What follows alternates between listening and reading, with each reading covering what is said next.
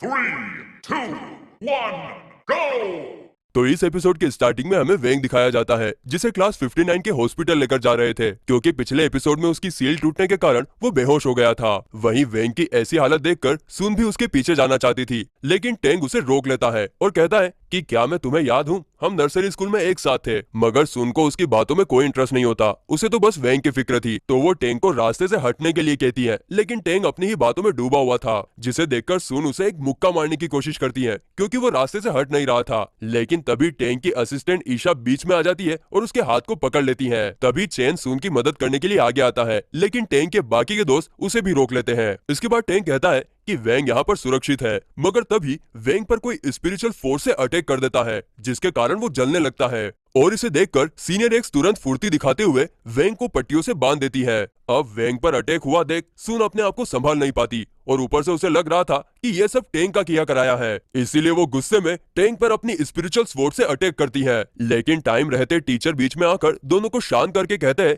कि स्वॉर्ड का इस्तेमाल सिर्फ कंपटीशन में करना है। वहीं सुन का गुस्सा शांत होने के बाद हमें पता चलता है कि वेंग पर हमला करने वाला और कोई नहीं बल्कि बुफेंग था। वहीं हॉस्पिटल में जब डॉक्टर्स वेंग की पट्टियां खोलते हैं तो वहां पर कोई नहीं था। दरअसल उसने पहले ही अपने आप को दूसरी जगह पर टेलीपोर्ट कर लिया था। अब क्योंकि उसने टेलीपोर्टेशन की पावर यूज की थी, इसलिए उसकी सील्ड और ज्यादा डैमेज हो जाती है, जिसे देखकर वो तुरंत अपने डैड को कॉल करता है, जो उस वक्त टॉयलेट में बैठकर वीडियो देख रहे थे। वेंग उन्हें सब कुछ बता देता है कि पावर का यूज करने पर उसकी सील टूट रही है, जिसे सुनकर वेंग के डैड तुरंत एक न्यू सील लेकर क्लास 59 की तरफ जाने के लिए निकलते हैं। दरअसल वेंग का प्लान होता है कि वो कंपटीशन से पहले न्यू सील लगा लेगा, जिसके कारण कंपटीशन के दौरान उसकी पावर ओवरलोड नहीं होगी और दुनिया खत्म होने से बच जाएगी। दूसरी तरफ सीनियर एक्स क्लास 60 को अपना ट्रेनिंग सेंटर दिखाती है, जो किसी हॉलीवुड मूवी का सेट लग रहा था। ट्रेनिंग सेंटर देखकर गुओ एंड सभी लोग हैरान रह जाते हैं क्योंकि वो काफी बड़ा था। इसके बाद सीनियर एक्स सभी को कंपटीशन के रूल समझाते हुए कहती है कि कंपटीशन में टोटल 5 राउंड है, मेटल, वुड, वाटर, एयर और अर्थ,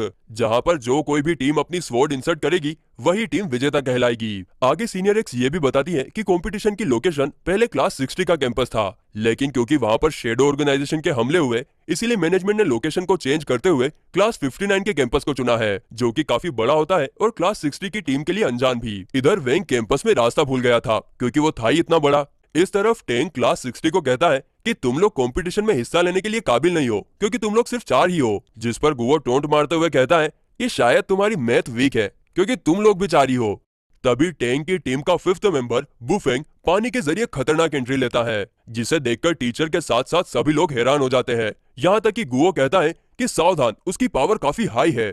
जस्ट देन बुफेंग अपने आप को टेलीपोर्ट करके सुन के पीछे आता है और उसे फ्लर्ट करने की कोशिश करता है और उसे गुलाब देता है, लेकिन सुन वो गुलाब लेने से मना कर देती है और कहती है कि मैं तुम्हें नहीं जानती और मुझे क्या मिलेगा तुम्हारा गुलाब लेकर। तब बुफेंग कहता है कि मैं तुम्हारी टीम में आ जाऊंगा, साथ ही मैं सीनियर एक्स और टेंग का प्लान भी तुम्हें बता दूंगा, लेकिन फिर भी सुन उसे मना करती है। इसके बावजूद बुफेंग उससे बात करने की कोशिश करता है। ये देखकर चेन उस पर अटैक कर देता है, लेकिन बुफेंग काफी स्ट्रॉन्ग था और वो एक ही झटके में चेन को उठाकर दूर फेंक देता है। मगर चेन कहाँ हार मानने वाला था, वो एक बार फिर बुफेंग पर अटैक करता है और इस बार बुफेंग उसकी काफी तगड़ी पिटाई कर देता है। लेकिन इसके बावजूद चेन जख्मी हालत में भी खड़ा होता है क्योंकि उसके डैड ने एक बार उससे कहा था कि उसकी फैमिली के लोग किसी भी हालत में हार नहीं मानते हैं, इसीलिए वो आंख बबूला होकर बुफेंग पर अटैक करता है। लेकिन बुफेंग काफी आसानी से उसके अटैक से बचकर अपनी नेगेटिव एनर्जी से उसका एक हाथ पिघलाकर उसे दूर फेंक देता है। तभी एंट्री होती है सीरीज के हीरो वेंग की। वो ना सिर्फ चेन को संभालता है बल्कि उसका एक हाथ भी वापस लाता है, जिसे देखकर टीचर्स के साथ साथ बुफेंग भी काफी हैरान होता है क्योंकि उसे वेंग की स्पिरिचुअल फोर्स महसूस नहीं हो रही थी। दरअसल गाइस, बुफेंग की नेगेटिव एनर्जी उसकी स्पिरिचुअल फोर्स से काफी ज्यादा थी, इसीलिए जब भी वो किसी की स्पिरिचुअल फोर्स की कांटेक्ट में आता है तब वहां पर एक बड़ा ब्लास्ट होता है।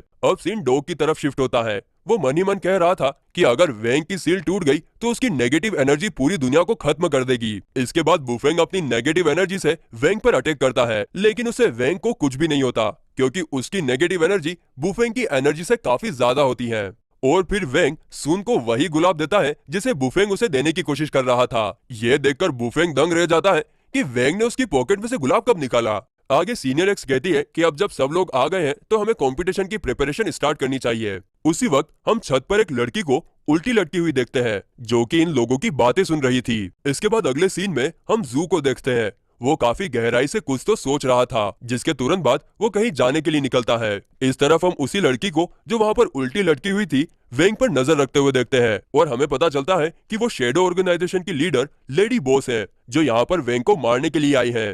तभी वहाँ पर बुफेंग आ जाता है। उसे देखकर लेडी बॉस कहती है कि मैं यहाँ पर साफ सफाई का काम करती हूँ, लेकिन बुफेंग उसे पहचान जाता है कि वो स्टूडेंट नहीं है। साथ ही में वो उसके साथ फ्लर्ट करने की भी कोशिश करता है और कहता है कि मेरी गर्लफ्रेंड बन जाओ। लेकिन लेडी बॉस ये कहकर वहां से निकल जाती है कि मैं किसी जवान लड़के के साथ रिलेशन में आना चाहूंगी। अब यह सुनकर बुफेंग को काफी गुस्सा आता है और वो उसे गुस्से में बूढ़ी औरत कहकर पुकारता है, जिसके बाद क्या लेडी बॉस गुस्से में बुफेंग को ऐसा पंच मारती है कि वो काफी दूर जाकर गिरता है। इसके बाद लेडी बॉस कहती है कि तुम आखिरी इंसान हो जिसने मुझे बूढ़ी औरत कहा है। बुफेंग को पहली बार कोई अपने टक्कर का मिला था जो उसके साथ हैंड टू हैंड फाइट कर सकता हो, इसीलिए वो अपनी सारी नेगेटिव एनर्जी एक बड़े से गोले में ट्रांसफर करने लगता है, जिसे देखकर लेडी बॉस को डरना चाहिए था, लेकिन वो शांत खड़ी थी और फिर अगले ही पल वो अपनी हाथों की 2 उंगलियों से बुफेंग की एनर्जी को चकनाचूर कर देती है। यह देखकर बुफेंग के तोते उड़ जाते हैं, क्योंकि पहले वेंग और फिर लेडी बॉस दोनों ने ही उसे अच्छा मजा चखाया था।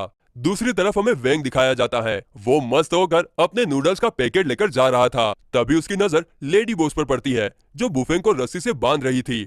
इसके बाद सीन कट होता है और जो नूडल्स का पैकेट वेंग के हाथ में था वो नीचे गिरता हुआ दिखाया जाता है। और इसी के साथ ये एपिसोड यहीं पर खत्म हो जाता है। दोस्तों, अगर आपको हमारा एक्सप्लेनेशन अच्छा लग रहा हो तो प्लीज चैनल को सब्सक्राइब और वीडियो को लाइक जरूर करें। और हाँ, आप कौन से एनिमे की एक्सप्लेनेशन सुनना चाहते हैं वो भी आप मुझे बता सकते हैं, हम उसको जरूर कंसीडर करेंगे। तो चलिए दोस्तों, मैं मिलता हूँ आपको अगले वीडियो में। Tata bye bye.